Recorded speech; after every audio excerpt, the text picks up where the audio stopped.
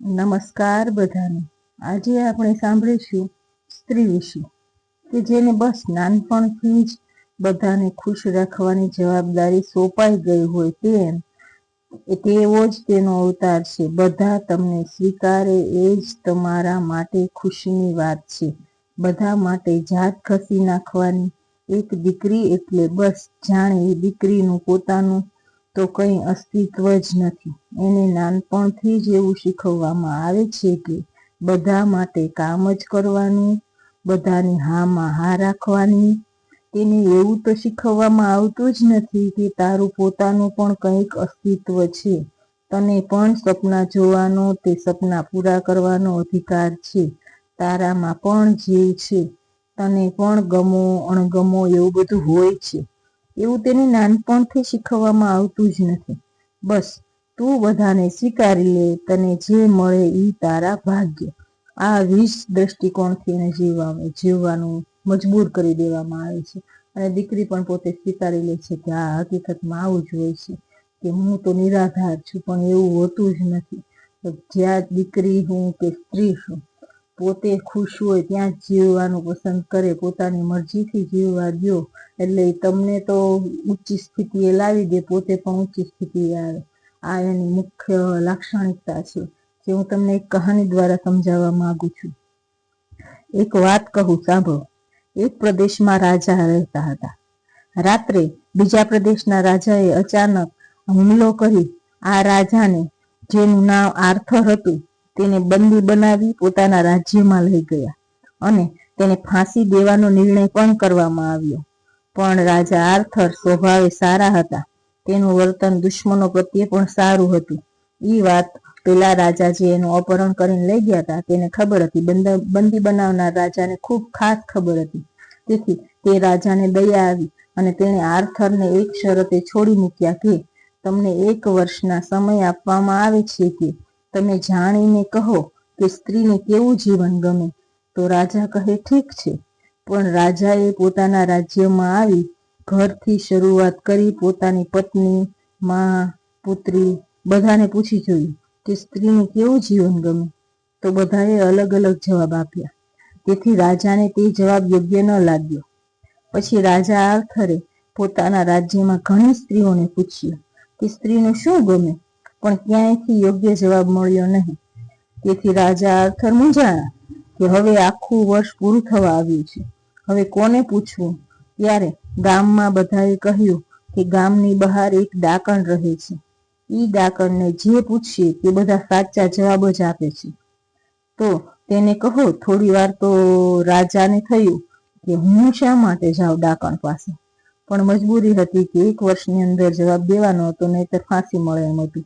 એટલે રાજા આર્થર ગયા પેલી ડાકણ પાસે, જે સાવ લઘર વઘર વૃદ્ધ અવસ્થામાં, તેનો ચહેરો એટલો ભયાનક કે કોઈને જોવો ન ગમે। એવી ડાકણ પાસે જઈ રાજાએ કહ્યું, મને સાચો જવાબ આપશો કે સ્ત્રીને જીવનમાં શું ગમે। તો પેલી ડાકણે એક શરત મૂકી કે તારો મિત્ર સ્ટેન્ટ, એના મિત્રનું નામ હતું રાજાના, તેની સાથે મને પરણાવ તો જવાબ આપું।